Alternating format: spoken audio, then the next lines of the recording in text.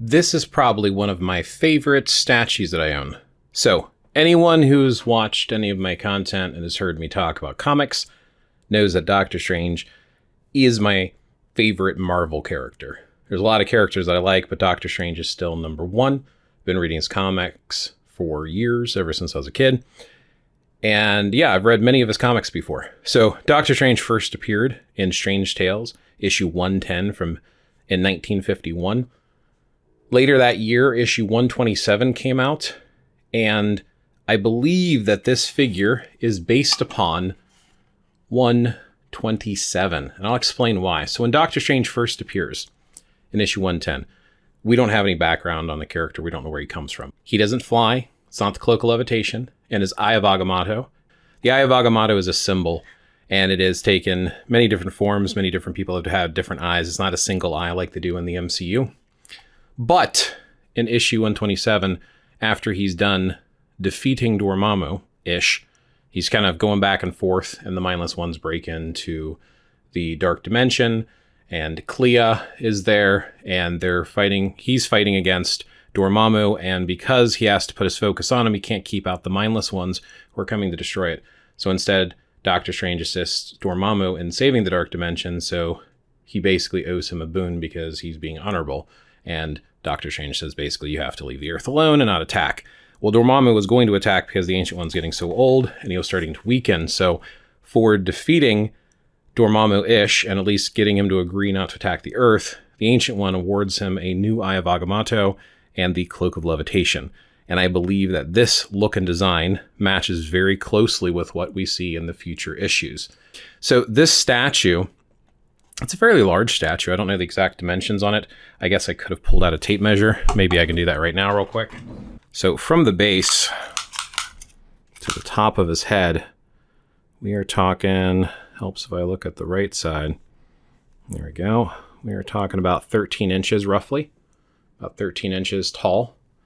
Wide, it's probably about 12 inches at the longest points of the Cloak of Levitation.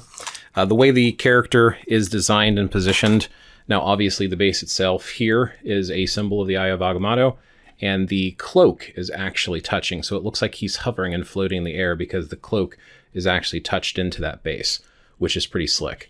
So you have this very large, flared out Cloak of Levitation going on. You have the high parts around the head that come up around his face. He is in a look of concentration, casting a spell. You can see the spell forming on the tips of his fingers with that nice classic Steve Ditko. He did the same position with Spider-Man as he's using here to cast his spells. Very cool look. You've got the leopard print on the gloves. You have the yellow sash. You have his symbol here on his blue tunic. We have the solid black pants that disappear with no discernible shoes or boots, as was classic in a lot of the comics at that time for the character. Like I said, this is not touching at all. You can slide something underneath it. He is free floating there.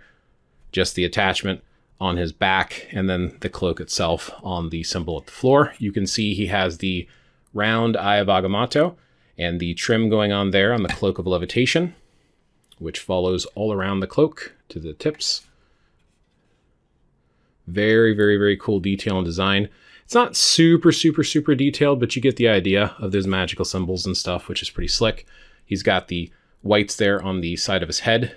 Typically, in some of the comics, you will see, like in issue 127, it's actually just a white stripe. So this comes down much more of the head than it probably should. Looks like the whole side of his head is white, but we can kind of forgive that small minor detail, I think. We've got the mustache with the handlebar mustache style, which is classic, again, for Doctor Strange. But just a really cool figure. He's not posable, of course. He's just a statue. And like I said, it stands about 13 inches tall by about 12 inches wide. Just sits up there and gives the impression that he's floating. Very cool figure. I like this figure a lot.